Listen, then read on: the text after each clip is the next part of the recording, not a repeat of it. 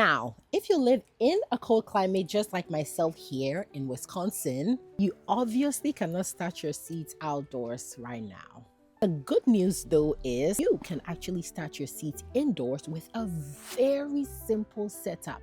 Today, I will show you everything I use to kick off my indoor garden. And if you stick with me to the end, I will show you the tricks I use every season to get these supplies for even cheaper. Follow me. 3, 2, 1. If you've ever looked into starting seeds indoors, you've probably seen a lot of different kits and setups.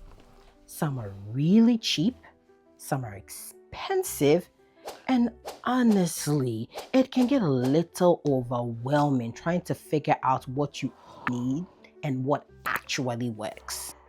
So I wanted to simplify it and show you a complete setup that actually works for between $50 to $70. The first thing you need is seeds.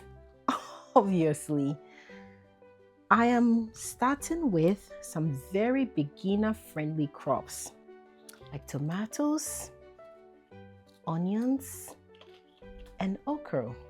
Now, tomatoes thrive very well in every climate. Onions, they are used in a lot of African dishes. And okra just because it reminds me of home and thrives here in the summer. The second thing you need is some seed starting soil. Now, don't use the soil you get regularly in the garden because those ones are usually heavier. These potting soils are naturally made to be light and help young seedlings grow their roots much easier. For containers, you actually have a couple of options. You can actually invest in seed trays like this. I find them very convenient to use because they easily pop out when you're ready to transplant. Simple and easy. Alternatively, option of using cups, party cups. Just make sure that when you are using them, you make some holes under them for drainage. Because I live in a cold climate where it is still cold outside in the spring, I use a heat mat under my seed tray. This keeps the soil warm and helps the seeds germinate easily and faster. Once seeds sprout, they need some source of light, and obviously there's no sunlight indoors. So you need a grow light to mimic sunshine that the plants need to grow and prevent them from being weak and not ready to transplant outdoors when the time is right. Now you need some form of identification for the seeds you just planted, and that is where labelers come in. They are very handy to help identify your crops. Now let's actually plant some seeds.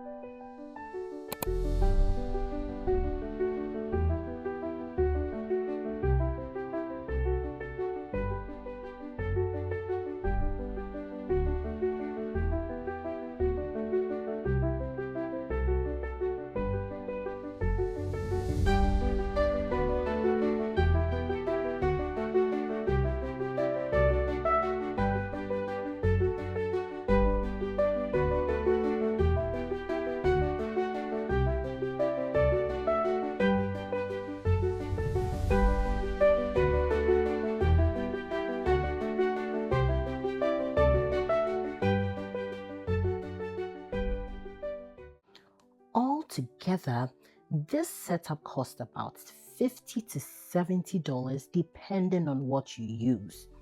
There are cheaper ways to start seeds and also more expensive setups. But I like this because it's simple, it's complete, and it works very well, especially for indoor growing in colder climates for beginners. Now, as promised earlier in the video, here is a simple trick that I use that saves me a lot of money.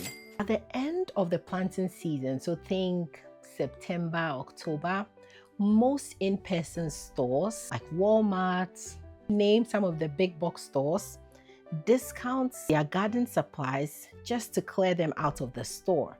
So you get soil, the seed starting tray, the labelers, everything I have talked about here, discounted at about 50 to 70% off. That is when I stock up for the next season. So even though this supply costs about $70 on average, you might actually save much more if you stock up at the end of the growing season. I have linked everything I use here in this setup down in the description below if you want to check it out. I know starting seeds indoors may seem very complicated, but it is actually very simple, and I hope this video helped. I would love to know, what are you intending to start in your garden this season? Let me know down in the comments. And I share new garden videos every other week and some updates in between. So check it out. If you are interested in growing crops in cold climates or growing crops that remind you of home, you are at the right place. I hope to see you in the next video. Bye.